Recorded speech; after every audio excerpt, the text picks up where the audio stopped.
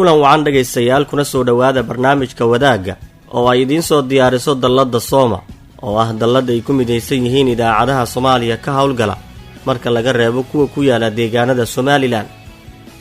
Barnaamijkan wuxuu idiin soo gudbinayaa warbixino bulsho arrimo gaar ah oo ka jira magaaladaada iyo meel ka baxsanba.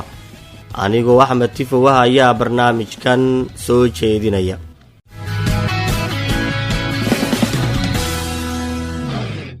maantana waxaan ku eegi doonaa gabdho aqoon-yahano ah oo bartay xirfadda cilaansaarka oo isku diyaarinaya in dhaqaalo ay ka sameeyaan maalmaha ciidda.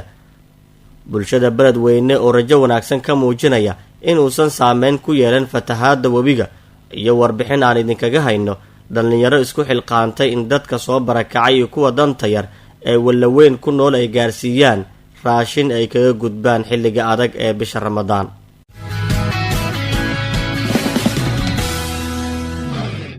aan ku bilownay gabdho ka soo baxay jaamacadaha ku yaala Muqdisho oo aan muddo sanado ah helin wax shaqo ah balse bartay xirfadda cilaansaarka ayaa xilligan isku diyaarinaya in ay ku shaqaystaan maalmaha ciidda oo ay magaaladu aad mashquul u tahay.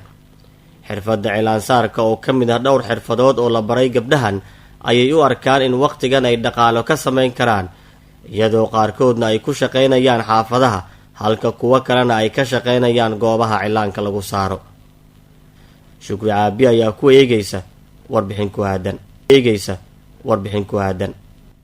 in ku dhow 100 gabdhood oo baratay xirfadda cilaansaarka iyo meegaabka ayaa isku diyaarinaysa sidii ay uga faa'iideysan lahaayeen maalmaha ciidda iyaga oo diyaar garow xoogan ugu jira soo bandhigida waxa ay soo barteen si ay ugu shaqaystaan una horumariyaan xirfadooda. Deeqe Xirsi Xasan oo ka mid ah gabdhaha ka bartay xirfadda cilaansaarka xarunta horumarinta qoyska ayaa sheegaysa inay hadda diyaar u tahay sidii ay ugu shaqaysan lahayd xirfadda ay soo baratay intii u dhaxaysay bilihii Febraayo iyo Maarso ee sanadkan. waxay tilmaamtay inay samaysato boor si ay u arkaan dadka xaafadda la degan oo ay doonayso inay cilaansaarka ka bilowdo. Deeqa waxaa u diyaarsan qol ka mid ah kuwa gurigeeda ay degan tahay maadaama aysan awoodin bixinta qarashka ku baxaya haddii ay degto meel kira ah. maalmaha ciidda maasha Allah ani qaasatan Deeqa boor baan samaystay dadka xaafadda dhan baa u saaraa maasha Allah waxaan rabaa insha Allah inaan ku guuleysto. waxaan ku doortay waxa xirfad maasha Allah aan marnaba aan laga hore u socoto marna meel kasta ka shaqeynayso. waxaan ugu talagalay meel kasta aan tago inay noqoto waxaan aniga xirfad u leeyahay oo markaas jeebkayga aan kala soo baxo. Deeqo oo dhamaysatay heerka koowaad ee jaamacadda 2 sano ka hor ayaan helin shaqo ay muddo sanad ah raadinaysay iyada oo markii dambe go'aan ku gaartay inay barato xirfadaha lagu shaqaysan karo si ay kaalin uga soo muuqato qoyskeeda. sidoo kale Safiya Yuusuf oo ka mid ah gabdhaha dhameeyay heerka koowaad ee waxbarashada 3 sano ka hor ayaa sheegaysa in ay weeday shaqadii ay ku taamaysay balse aysan weli ka quusan iyada oo baratay xirfadda cilaansaarka iyo meegaabka.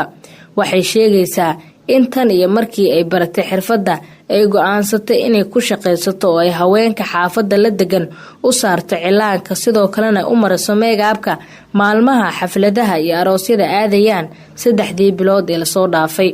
Safiya oo haysata 2 caruur ah ayaa rajo wanaagsan ka qabta inay ka soo saarto xirfadan ee ku shaqaysanayso lacagaha dharka ciidda ee caruurteeda oo ay deen ku soo qaaday iyo sidoo kale aadida goobaha damaashaadka.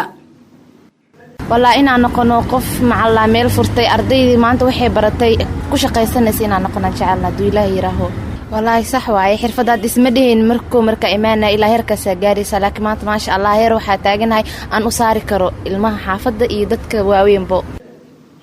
xarunta horumarinta qoyska ee ku taala degmada Hodan ee gobolka Banaadir haweenka dhigta iyo kuwa dhameeyay bishii Abriil ee la soo dhaafay oo gaaraya ilaa 200 oo haween ah ayaa isku diyaarinaya qaarkood xilligan inay macallimiintooda ka caawiyaan maalmaha ciidda xirfadihii ay soo barteen halka ay jiraan qaar kale oo iskooda isku diyaariyay in guryaha ay ku saaraan cilaanka. maamulaha xarunta horumarinta qoyska Rasmi Miro oo haweenkan lagu baro xirfadaha ay ka mid yihiin cilaansaarka meegaabka ayaa Sooma u sheegtay in ujeedada guud ay tahay in dumarku ay bartaan xirfado u fududeynaya in magaalada ay ka shaqaystaan. maya wax income ah kuma lahayn kaliya ardaygu waxa ku dhiirigelina inuu shaqadiisa hore u wato horumar fiican uu sameeyo intaan inka badan uu gaari karo uuna dadaalo waxa u kormeerna waxay tahay in yacni aan dhiirigelin u sameeyno oo kaliya wixii dhididkiisa asaa iskale macallimiin ayaa ku wehelinayo oo kormeerayo oo waxyaabihii bulshada u qaban lahaayeen oo kala kor kala soconayo haddii wax qaldaan wax u saxaayo haddii wax si ka yihiin ayaga mar walba garab taagan oo la tashi la sameeyaan. maalmaha ciida ayaa ah maalmo haweenka bartay xirfadaha cilaansaarka ay aad u jecel yihiin maadaama ay dhaqaale ka sameeyaan sidoo kalena ay ku horumariyaan xirfadooda maadaama ay u saarayaan cilaanka gabdho yaryar iyo kuwa waaweyn. way mahadsan tahay wariyaheena Shukri Caabi oo warbixintaas nala socodsiinaysay.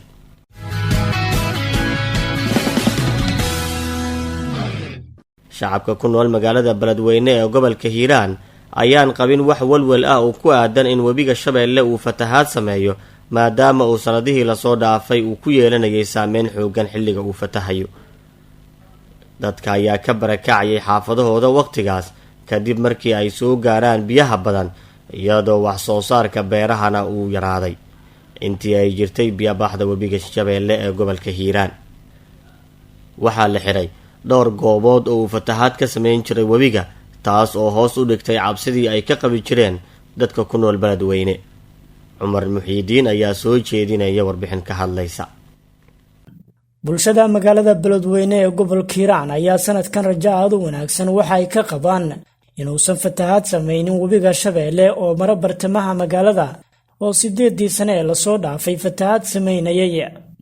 xilligan oo lagu guda jiro waqtiga roobka oo xilliyada webigu sameeyo biyabaxa ayay dadka Beledweyne ku nool sheegayaan in haddii uu sameeyo xitaa fatahaad ay yaraan doonto saameyntiisa maadaama biyo xireeno loo sameeyo webiga. Caliimo Maxamuud Warsame oo afartii fatahaad ee uu sameeyo webiga Shabeelle kuwii ugu dambeeyay ay saameyn ku yeelatay ayaa ka mid ah dadka qaba rajada wanaagsan sanadkan. Caliimo oo sanadkii la soo dhaafay ay ka dumisay gurigeeda oo ka kooban 2 qol oo cariish ah ayaa ku aaminaysay inay gurigeeda degaan doonto maadaama dadaallo ay sameeyeen guddiga fatahaadda Beledweyne ay u muuqdaan kuwo miro dhalaya. bismillaahi raxmaani raxiim anigoo ku nool magaalada Beledweyne ka mid hooyooyinka wallaahi hadda aad rajo weyn uga qabo waa la dadaalay biyo xireena la sameeyay alxamdulillaah kiiliga ugu daraayo dhagaxji oo fatahay biyaha waa la xiray alxamdulillaah walwal saayid hadda ma haayo ilaahay ma hadda iskale webigu wuu xiran yahay biyo xireena la sameeyay waa weyn ma dhahay sanadkan waa dhismooyinna way socdaan aad u qatartooda leh webigu waa la xiray kiiliga waa la xiray waa la dhisay insha Allah horumarino badan la sameeyay. intaas waxaan ugu mahadcelinayaa guddiga fatahaadaha iyo intii gacan ka geysatay gibigood dhamaantood waan u mahadcelinaynaa intii gacan ka geysatay ee qusaysa arrintan ma rajaynayo insha Allah sanadka inaan bixi doono ilaa dhowr fatahaadooda saameyn ugu yeelatay. sidoo kale dadka rajada wanaagsan qaba waxaa ka mid ah Mustafa Farax Barre oo duleedka magaalada Beledweyne ku leh beer uu sanadkan tacbaday waxaana uu rajaynayaa inuu goosto beertiisa oo si wanaagsan u baxday sanadkan. Mustafa oo sanadkii la soo dhaafay ay beertiisa oo 8 hektar ah ay baabiisay fatahaadda webiga ka geystay magaalada waxa uu ku dhiiraday abuurkan kadib markii biyo xireeno adag laga sameeyay Beledweyne. haddaan nahay beerleyda gobolka Hiiraan gaar ahaan magaalada Beledweyne sanadkan rajadeena aad u wanaagsan tahay sidii sanadii hore tii kana isku madahayn hadda beerahayna aad u tabcanay dalageenna waxaan rajaynaynaa inuu noo soo go'o oo aan si fiican ugu tacabsano fatahaadii hore tuulada aan qabi jirnay hadda ma qabno cabashada taayada ma jirto rajo fiican aan qabnaa aad iyo aad rajo wanaagsan ka qabnaa inta saameyn ugu yeelan fatahaadda uu sameeyo webiga Shabeelle. wallahi sanadii hore saameynteena aad waxa waaye dalagii markaas la abuuray ama meel dhaxmarayo ay biyaha ku imaanayaan wax dalag meesha ka baxo dhan waxba dib loo anfici doona ma jiro gebigood mid waxa noqonaya wax jaba iyo waxa ahaaday wax shakhsiyan aniga saameynta u yeelatay ayaa ah beertiidu 8 hektar ah oo dalag kala nooc oo ka baxay oo dalagii dhammaan waxa la wixii baxay ay iga baaba'een fatahaadii ugu dambeysay. wallahi sanadkan waxa la sameeyay dadaalo fara badan dadaaladaas oo ah in biyo xireenno la sameeyey iyo caratuur keliyadii la qashan bixiyey. taas ayaa sababtay haddii aan nahay beeraleyda in ay rajadeena wanaagsanaato sanadkan. waxaa la xiray ilaa 4 goobood oo fatahaad ka sameynaya webiga, kuwaasoo kala ah deegaanada Hilikiliyo, Qooqane oo dhaca banaanka magaalada Beledweyne, iyo kiliyada Waraaboole iyo Dhagax Jibis oo iyana ku yaala gudaha magaalada, kuwaas oo in la qodo ay ugu dambeysay waqti fog. hawshan waxaa qabtay guddiga xaluhelida fatahaadda webiga ee Beledweyne, waxaana ay sheegayaan inay fududahay in laga baaqsado khasaare nafeed iyo mid maaliyadeed oo uu geysto webiga haddii iskaashiga ay sameeyeen oo kale la sameeyo. Cabdirashiid Dhagacade oo ka mid ah guddiga ka hortagga fatahaadda ee Beledweyne ayaa sheegay inay qabaan kalsooni fiican oo ah in sanadkan bulshada magaalada aysan saameyn fatahaadda webiga Shabeelle uuna guuleysan doono biyo xireenkii ay sameeyeen. waxaan isleeyahay intii aad sanadkii hore haysateen iyo in ka badan waa haysan doontaan. marka rajo aad weyn aan ka qabnaa inaan guuleysano oo hadhow ay biyo baxada ay nagu timaado. waxaan rajo ka qabnaa inaan ka guuleysano oo magaalada laga celiyo haddii shacabkeenna, beeraleydeena iyo dadkeena magaalada iyo maamulkeena iyo dhammaan bulshada reer Beledweyne ay ka wada shaqeeyaan sidii ay isaga jooji lahaayeen biyahaas. mar hore ayuu gaari lahaa maaragtay meeshii dadku ka barkici lahaayeen magaalada Beledweyne biyo baxadu, laakiin nasiib wanaag maanta biyo baxadu waxay marayaan 4.8 ayay Beledweyne maraysaa, iyadoo aad arkaysid gobolka Shabeellada Dhexe inuu dhibaato gaarsiiyey ama uu Itoobiya hadda dhibaato ka hayo. sababtaas waxa waaye shaqooyinkii la qabtay qaybo ka mid ah ugu horeeya kanaalka Waraaboole ayaa wuxuu qabtay shaqo aad iyo aad u muhiim ah. marka waxaan rajaynaynaa in meeshii lagu barkici jiray aysan biyuhu gaari karin. intaas ayaan rajaynaa, waana mahadsantiin.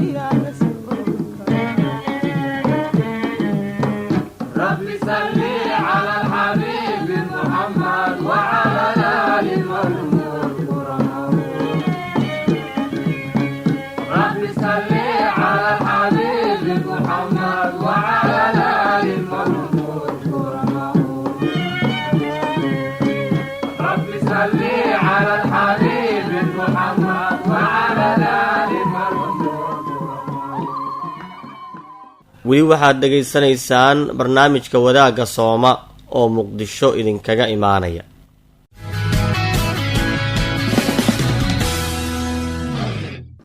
dhalinyarada ku nool degmada Walaweyn ee gobolka Shabeellaha Hoose ayaa tan iyo bilowgii bishan Ramadaan ka waday magaalada qaybinta raashin kala duwan oo la siinayo iyo kuwa ka soo cararay abaaraha ka jira gobolka.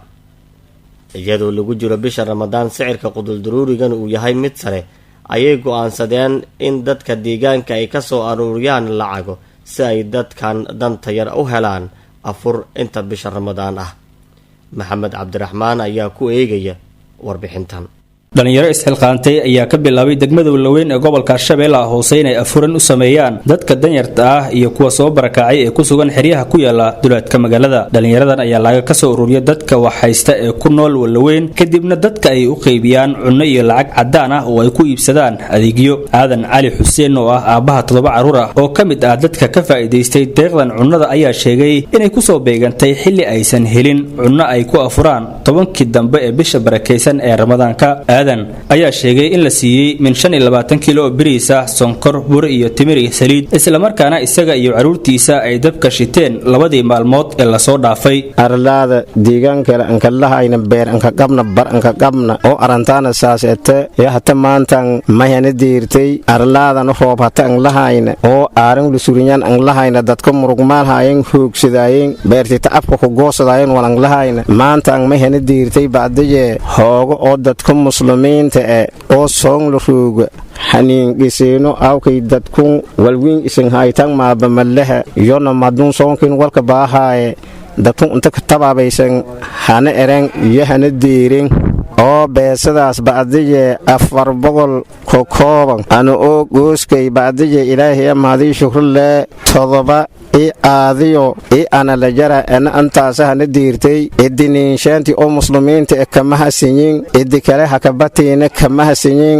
waxa uu ka soo barakacay deegaanka 20 jirow oo ku yaala duleedka magaalada Baydhabo kadib markii abaaraha dalka ka jira uu ku waayay xoolo iyo beer uu ku maareen jiray nolol maalmeedka caruurtiisa. hadda waxa uu ka walwalsan yahay sidii caruurtiisa ay ku heli lahaayeen dharka ciida. waxa uu mar kale rajo ka qabaa inay heli doonaan dad kale oo muslimiin ah oo sidaan oo kale u caawin doona. waxa uu sheegay inuu ku filnaan jiray biilka iyo labiska caruurtiisa ka hor inta uusan soo barakicin. oo bacdaye yowmal iida lanjeeda walki iido lafade ilmoowi dharmahaysadan hooyada bacdaye lankii aawka wal uswalanka gadaw maqaba antaas kulli hatan may ka fadaan dadka muslimiinta ini haniin kasaano wixii ilaahay haniin ka qaada yona ninshaanaan insha Allah.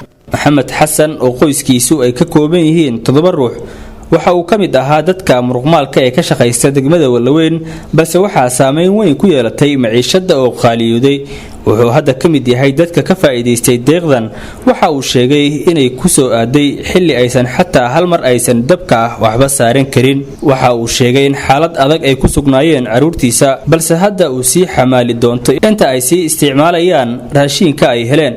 maxamed iyo qoyskiisa ayaa iyaguna ka soo barkacay duleedka Baydhabo oo ay xoolo dhaqato iyo beeraley ku ahaayeen. waxa uu sheegay shaqo la'aanta jirta awgeed in caruurtiisa aysan u dariirin goobaha waxbarashada. walibaatle kale hata unay gudbeenay abaartanaanta oo kala haay iyo kale hata barbalaan haay kala majar gurina ka doro muslimiintii walaalahan in ka tiri galanona in sheena afuriiskan ilaahay ma hadsi intishaantina ilaahay wiino hayda khair ajar hasanaadka si 400 oo shilin Soomaaliya zoonkan ilaahay waray bagiya kadima tirada adwali hartana ilaahay hoogi haysoon ka kabade ameerley beero ka tabadani hoogan beero ka tabadani tabkana soo goosadani. cabdirasaaq maxamed oo ah hogaamiyaha kooxda dhalinyarada ah ee isu xilqaantay afurinta dadka danyarta ee Soomaan ayaa isna tilmaamay in hawshan oo muddo ay soo wadeen ay tahay mid muhiim u ah inkastoo aysan buuxin karin baahiyaha dadka tabaalaysan oo idil. waxa uu sheegay in bishan tan iyo bilowgii ay afuriyeen ku dhawaad 300 oo qoys. waxa uu sheegay inay qorsheynayaan inay ballaariyaan inta ay gaarsiin karaan dadka baahan, ay ku dadaalayaan dadkana ay wax ka ururinayaan. waxa uu sidoo kale sheegay inaysan wax garaba ka helin wax qurba jooga iyo hay'ado toona. dadka aan wax siinayna oo kale waxaan ku xulinaa hadba sida ay u danyar yihiin oo laga yaabo qaara jira oo iska naafa ah oo amoola ah aan wax haysanin, qaara jira maxaan ku yiraahday dad iska oo sida garoobada oo kale ah oo dumarka qaarkood u badan oo kale, qaara jira dad iska tabaalaysan oo iska liidsan. hadba macna waxaan fiirinaa duruuftooda sida baahiyahooda macna ay u kala daran yihiin, sidaasaan u kala xulinaa, sidaasaan wax u siinaa. inta bil walba oo Ramadaan oo inta nafta Ilaahay nagu simo oo na gaarsiyo ayaan wadnaa hawshan oo ay balaarantahay intaan wadnaa hadda. inta nafta Ilaahay nagu simo oo na gaarsiyo ayaan wadnaa hawshan oo ay balaarantahay intaan wadnaa hadda. sidaas oo kala qaybinaa, qaarna lacagta iyo raashinka isku darnaa.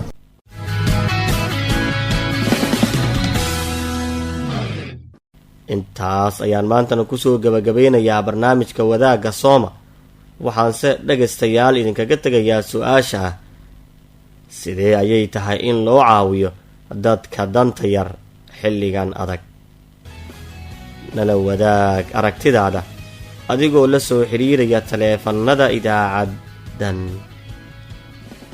mahadsanidin.